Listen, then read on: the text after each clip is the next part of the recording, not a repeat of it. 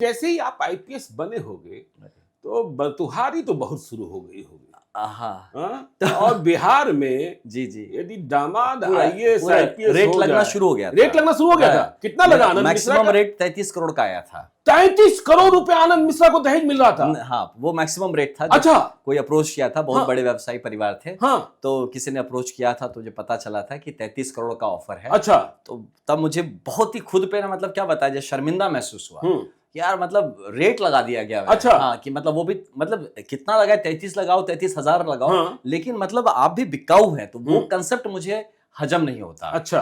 तो फिर इसीलिए फिर शादी हुई जिनसे मेरी, वो जान पहचान की थी हमारी। हाँ, किस और साल अच्छी की बात है जब 33 करोड़ रुपए आपको मिल रहे थे? ये 2011 के आसपास, 11-12।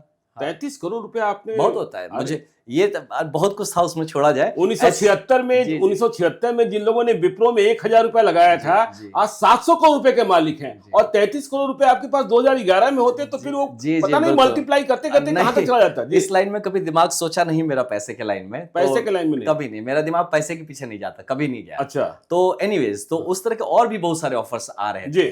तब मैं कहीं ना कहीं, मैं बताऊं आपको, उस वक्त महसूस हुआ, मुझे पहली बार महसूस हुआ ना, यार ये मैं कहाँ पैदा हो गया हूँ। क्योंकि पिताजी माताजी मेरे ऐसे कभी नहीं किए, लेकिन कुछ रिलेटिव्स जरूर थे आसपास जो ऐसा गंद मचा के रखे थे। अच्छा। हाँ, कि भाई तुम ऐसा कैसे करोगे, तुम दहेज नहीं लोगे तो लोग सोचेगा लड़के में कुछ दोष है। सोचिए, ये भी हमारी सोच। अच्छा, ये बात भी। हाँ, हाँ। तो कह रहे, मैं कह यार ये गजब का सोच है, नहीं लेंगे, है दोष। बहुत सारी तस्वीरें दिखाई जाती होगी लड़कियों। तस्वीरें तो नहीं मैंने देखा कभी। हाँ, क्योंकि मैं उसको बढ़ने ही नहीं दिया बात। अच्छा, बिल्कुल। तो मैं वही कट शॉट कर देता था पहले ही। तो इसलिए तो मैं, सच पूछिए ना, तो उस वक्त मैं शादी के लिए तैयार भी नहीं था कहीं ना कहीं।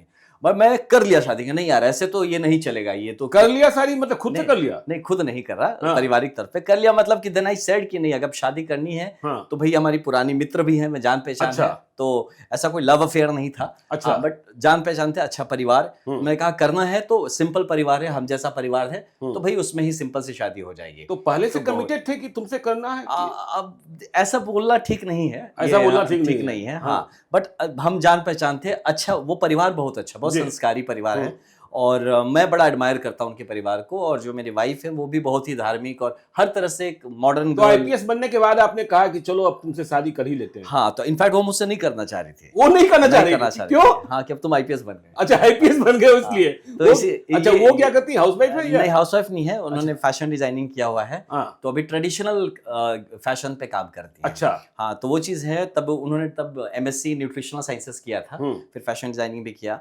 तो वो जब मैं आईपीएस बन गया तो वो दुर्भाग्य लगी कि नहीं, अब तो तुमसे बिल्कुल नहीं करना शादी। हाँ, कौन करेगा जिसकी दोस्ती गोली से हो जाए, पिस्टल से हो जाए। मैं दया नायक से एक बार मिला था। अच्छा। उनकी माँ कहती थी, मैं परेशान हो जाता हूँ, रात को 2 बजे आता है, इसके कपड़े खून से सने होते हैं और मुझे धोना पड़ता है। तो आनंद मिश्रा की जिंदगी भी तो ऐसी ही हो गई होगी। बिल्कुल यही हो गया था कि मुझे याद है कि वाइफ का ही कहानी छोटा सा बताता हूँ कि मैं लंबा, बहुत करीब 27-28 दिन में जंगल में था। 27-28 दिन? हाँ, लगातार एक बड़ा ऑपरेशन चल रहा था। अच्छा। तो उस बीच में 7-8 इनकाउंटर्स में बहुत कुछ हुआ उसी दौरान। तो वो आने के बाद बताई कि कोई खबर नहीं मिलती थी कि मैं जिंदा भी हूं कि नहीं। अच्छा। हुआ क्या, और जंगल थे गारो हिल्स के, तो उसमें आपका मोबाइल भी काम नहीं करता। सैटेलाइट फोन था, लेकिन इतना लिमिटेड था कि उससे आप कॉल कर नहीं सकते, बात नहीं कर सकते। बिल्कुल। तो वो रोज किसे पूछती थी सिपाहियों से कि सर का कुछ खबर है क्या। एसपी, तब मैं एडिशनल एसपी था, एसपी साहब से पूछती कि कुछ खबर, तो मैंने नहीं, ठीक है, कुछ प्रॉब्लम नहीं है। तो उसने कहा यही बात जो मुझे बाद में पता चला है कि मुझे पता था कि अगर कुछ गलत खबर होता ना तो वो पहले आ जाता। बिल्कुल। तो अगर गलत खबर नहीं आया तो मतलब कुछ हो ना हो, जिंदा हो। बिल्कुल, अप्रोच सही था। तो अब सोचिए, ऐसे में एक नई नवेली किसी की शादी हुई, वो आके रह रही है वहां पे, और उसका हस्बैंड जंगल में है, और उसको ये भी नहीं पता कि वो जिंदा है, मर गया, क्या चल रहा है। गोलियों पता चलता था इनकाउंटर हुआ है, या 3 लोग मारे गए, 5 लोग मारे गए।